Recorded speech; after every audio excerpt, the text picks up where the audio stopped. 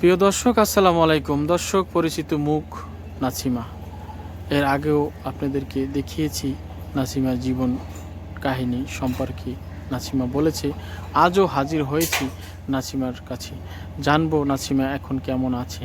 নাসিমা আপা, আসসালামু আলাইকুম। ওয়ালাইকুম সালাম। কেমন ভালো আছেন আপনি? হ্যাঁ, ভালো আছি। আপনি ভালো আছেন? আছি, আলহামদুলিল্লাহ ভালো আছি। নাসিমা আপা, এর আগের প্রতিবেদনে আপনি বলছিলেন যে আমি একটু ভালো আছি। আমরা আসলে দেখি বোঝা যাচ্ছে, এর আগের প্রতিবেদন যখন আমরা করেছি তখনকার আপনার মুখের কথা বা চলাফেরা বা এখন একটু হলেও মোটামুটি ভালো আছেন আমার মনে হয়। দর্শক যারা আছেন তারাও হয়তো বা ইতিমধ্যেই বুঝতে পেরেছেন যে নাসিমা একটু হলেও ভালো আছেন। যাই হোক, নাসিমা ভালো থাকবে এটাই আমরা চাই, আর আশা করি আপনারাও, নাসিমা দর্শক যারা আছেন তারাও কিন্তু চায় আপনি ভালো থাকুন। আমাদের একটা বোন অসহায় থাকবে এটা কেউই চায় না, এটা সব ভাইয়েরাই চান। আপনি যখন আমাকে ভাই বলেছেন, আমিও চাই যে আমার বোনটা ভালো থাকুক। এটা সব ভাইরাই চাবেন যে একটা বোন ভালো থাকলে সবারই ভালো লাগে, এটাই স্বাভাবিক। যাই হোক, আমরা নাসিমার কাছে এসেছি। নাসিমার বর্তমান জীবন কিভাবে অতিবাহিত করছেন আমরা সে বিষয়ে তার সাথে কথা বলবো। নাসিমা, আপনি এর আগে বলছিলেন যে আমি একটু ভালো আছি, তো ভালো আছেন সেটা আমরা বুঝতেই পেরেছি। যাই হোক, আমরা আপনার মুখ থেকেই শুনবো কেমন ভালো আছেন এবং এখন আছেন। আগে বলছিলেন আমার খালার কাছে আছি, এখন কি ওখানেই আছেন? হ্যাঁ, ওইখানেই আছি। ওইখানেই আছেন। তো এর আগের প্রতিবেদন আপনি বলছিলেন যে আপনি নতুন করে কিছু একটা সিদ্ধান্ত নেবেন, আমাদেরকে বলছিলেন। এর আগের প্রতিবেদনে বলছিলেন যে আমি নতুন করে হয়তোবা চিন্তা করে দেখব যে আমি কি করা যায়, আমার তো একটা নতুন জীবন প্রয়োজন। এটা সব মেয়েদেরই প্রয়োজন, তার একটা সংসার। কেউ একা থাকতে পারে না, ছেলে হোক আর মেয়ে হোক, তাদের একটা সংসার জীবন প্রয়োজন, যেটা মানুষের দৈনন্দিন জীবনে প্রয়োজন হয়। সংসার সারাদিন মনে করেন বাইরে কর্ম করে একটা পুরুষ যখন বাসায় আসে, তার একটা বাসা দরকার, তার একটা সহধর্মিণী দরকার। যাই হোক, আমরা চাই আপনার সেরকম একটা সংসার যেন হয়, আমরা সেই আশাই করি। এবং নাসিমা, আপনি এর প্রতিবেদন করার আগে যেটা বলছিলেন যে কয়েকজনে আপনাকে বলছে যে আপনাকে প্রস্তাব দিয়েছে, আপনি বিয়ে করবেন, এরকমের কথাও বলেছেন তাদের কাছে, আমাদের কাছেও মেসেজ এসেছে। তো এ বিষয়ে আপনার কি মতামত আমাদের একটু বলেন, এবং দর্শক তো জানতে চাচ্ছে আসলে আপনি কি পরিকল্পনাটা আপনি নিচ্ছেন, বলেন আমাদের। হ্যাঁ, আমি বিয়ে করব। জি আমি যদি সেরকম ভালো পাই, জি আমার মনের মতো মন মিশে জায়গা, জি আমার যে খাওয়াইতে পারবে, সে পড়াইতে পারবে, সে কোনদিন কষ্ট দিব না, যেহেতু আমার বাবা মা নাই, জি এরকম ভালো পোলা পাইলে আমি বিয়ে করব। বিয়ে করবেন। তো আপনি বলছিলেন যে কয়েকজন আমাকে বলেছে যে তারা আসবে, এসে কথা বলবে, এটা কি কেউ এসেছে? না, এখন আসে নাই। এখন কেউ বলছে জানুয়ারি মাসে আসবে, কেউ বলছে অক্টোবর মাসে আসবে, এরকম বলছে। জানুয়ারি ফেব্রুয়ারিতে এরকম 2-3 মাস সময় নিচ্ছে কেউ হয়তো বা। তারা কি বাংলাদেশে থাকেন নাকি বিদেশে থাকেন? বিদেশে থাকি। বিদেশেই থাকেন। তো যাই হোক, তারা বলেছে 2-1 মাস পর আপনার সাথে যোগাযোগ করবে। তো এ পর্যন্ত তারা আপনার চলার জন্য কিছু কি দিয়েছে? বলছে যে আপনাকে বলছিলেন যে আমাকে কিছু হলেও সাহায্য করেছে চলার মতন, আর ভবিষ্যতেও তারা আমার পাশে থাকবে, এরকম কথাও অনেকে বলেছে। অনেক ভাই আছেন যারা সাহায্য সহযোগিতা করে থাকি, গরিব যারা আছেন এদেরকে আমরাও করে থাকি, আমাদের সামর্থ্য মতন আমরা চেষ্টা করি মানুষের পাশে দাঁড়াতে। যে কোনো বিষয়ে আমরা দাঁড়াই, শারীরিক পরিশ্রম হোক, টাকা দিয়ে হোক, মেধা দিয়ে হোক, যাই হোক, আমরা একজনকে পারলে একটু সাহায্য সহযোগিতা করি। তো এরকম অনেক ভাই আছেন যারা সাহায্য সহযোগিতা করে থাকেন, এটা সম্পূর্ণ তাদের ব্যক্তিগত ব্যাপার। আমরা কাউকে কিন্তু বলি না যে এদেরকে সাহায্য করেন, এটা যার যার ব্যাপার। আমরা এটা আমাদের চ্যানেলের কর্তৃপক্ষের কোনো মতামতের প্রয়োজন নেই, এটা যার যার ব্যক্তিগত, তারা সাহায্য করলে করতে পারে। যাই হোক নাসিমা, তো আপনি বলছিলেন যে তারা আসবে বলছিল, তাদের বাড়ি এবং সেই সম্পর্কে হয়তো বা কয়েকজনের সাথে আপনার কথা হয়েছে।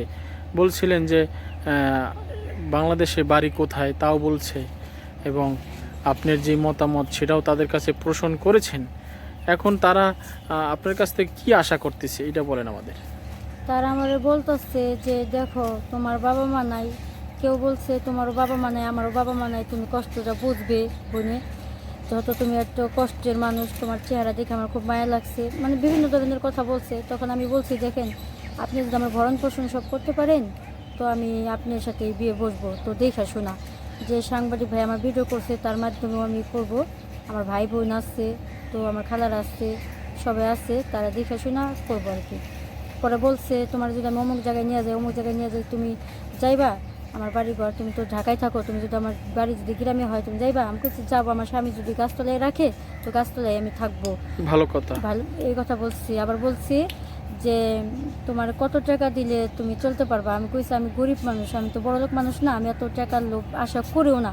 কেউ কোনো ভাই যদি আমার মায়া লাইগা, আমার প্রতিবেদনটা দেখে মায়া লাইগা, সে যদি আমার ডাল ভাত খাওয়ার টাকাটা যদি সাহায্য করতো, তারপর আমি তাদের অনেক সুখী, আল্লাহর কাছে তাদের সুখী। আমি 5 ওয়াক্ত তাদের নামাজ পড়ে দোয়া করবো আল্লাহর কাছে, আল্লাহ যাকে ভালো রাখুক। একটা অসহায় মানুষের পাশে যত দাঁড়াইছে, যত আমার একটা চোখ নাই ধরতে গেলে, যার চোখ নেই সেই তো বুঝতে পারে যে চোখের কি জ্বালা, যার ব্যথা তার সে বুঝছে। জি, আপনি বলছিলেন চোখে যে সমস্যাটা ওইটা অপারেশন করলে আপনার সমস্যার সমাধান হবে, এটা আগে বলছিলেন। তো এটা অনেক টাকার প্রয়োজন, আপনি বলছিলেন যে কিছু টাকা হলে অপারেশনটা হয়ে যাবে। তো সেই টাকা যদি একজন ভাই বলছিলেন দিবে, বলছে অপারেশনের চিকিৎসা করার জন্য, সেটা কতদিন পর আসবে সে ভাইয়া বলছে যে আমি টাকা তোমার দিব, আমি আসবো 5, 6, 7 মাস লাগবে, জি। কিন্তু তোমার আমি টাকা দিব প্রতি মাসে মাসে। জি। তো তুমি বোন আগে ডাক্তার দেখাও, তুমি জি। চশমা নাও, জি। তুমি চোখের ডোপ নাও, জি। তুমি কিছু খাও, তোমার শরীরটা যা দেখলাম, জি। তো তুমি তো কথাই বলতে পারতেছো না, হ্যাঁ, তুমি হ্যাঁ। খুব অসুস্থ বোন। আমারও মা বোন আছে, আমি কারো খারাপ চাবো না, সব ভালোই চাবো। তুমি বোন আমি আমি তোমার কিছু দিব, কিন্তু কত দিব সেটা বলতে পারি না। আর মাসে মাসে তোমার আমি খরচা দিব, যাতে তুমি চাকরি যাতে তোমার করা না লাগে। আর আচ্ছা। আমার বলছে যে বোন তুমি কোনো একটা কি কল্পনা করতে চাইতেছো? আমি বলতেছি আমাদের তো তেমন জায়গা নাই যে আমি একটা চার দোকান কি পানির দোকান দিয়ে পুরা কেটে বসে খাবো। ভাই আমি চোখ ভালো না, আমি চাকরি না করলে আমার পেটে ভাত যায় না। আর আমি এমন চাইতেছি যে আমার চাকরি থেকে কেউ যদি কোনো ভাই দয়া হই। নাসিমা, আপনি বলছিলেন যে আপনি গার্মেন্টসের কাজ করতে চাচ্ছেন না, বাসায় বই এক ভাই বলছেন যে নিজে কিছু করার জন্য। আসলে আপনি কি করতে চাচ্ছেন? আমি পরিকল্পনা দেখা গেছে আমি একটা যদি সেলাই মেশিন পাইতাম, যেহেতু আমি গার্মেন্টসে চাকরি করছি। জি। গার্মেন্টসে চাকরি তো 8 ঘন্টা, সকাল 8টা থেকে রাত 8টা পর্যন্ত, তাই না? আমি তো সেটা কষ্ট হয়ে যায়। আমি যদি একটা সেলাই মেশিন কোনো ভাই আমাকে দিত, কি সাহায্য করতো, তো আমি বাসায় টুকটাক কাজ করলেও কিছু চলতে পারতাম। যে সেলাই মেশিনের কাজটা করলাম তো 1 ঘন্টা করলাম, 2 ঘন্টা করলাম, আর 3 ঘন্টা বয়ে থাকলাম, তো আমি একটু রেস্টে থাকা পারতাম। আমি মানুষের সাহায্য নিয়ে আর কতই চলবো ভাই বলেন?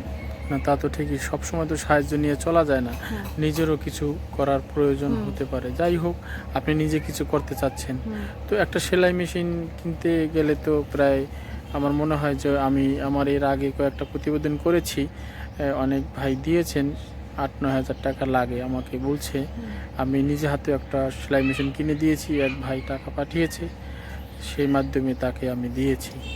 তো যাই হোক, তো সেই টাকাটা তো আপনার কাছে নেই, তো সেলাই মেশিন কেনার মতন টাকা আপনার কাছে নেই বলছেন।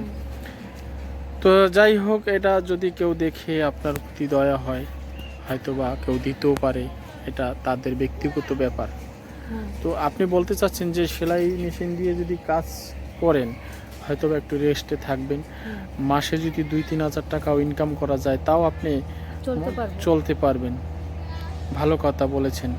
তো মানুষের সাহায্য আর কতদিন নিব ভাই বলেন? জি, মানুষের সাহায্য নিয়ে আসলে কতদিন বাঁচা যায়, এটাই একটা চিন্তার বিষয়। যাই হোক, নাসিমা আপা, আমরা আজকে আপনার অনেক কথাই শুনলাম, তারপরও অনেক কথাই বাকি আছে। আপনি বলছিলেন কথা বলার তো শেষ নেই, আমাদের তো সময় আছে।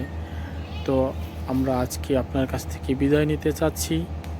দর্শক, আপনারা যারা এতক্ষণ আমাদের এই ভিডিওটা দেখলেন এবং নাসিমার জীবন কাহিনী শুনলেন, জানি না আপনাদের কেমন লেগেছে, সত্য ঘটনা, এটার ভিতরে কোনো রকমের কোনো মিথ্যা নেই। দর্শক, নাসিমার জীবন এভাবেই চলছে। নাসিমা, আমরা আজকে বিদায় নিলাম। আগামীতে যদি আল্লাহ পাক বাঁচিয়ে রাখে দেখা হবে। আল্লাহ হাফেজ।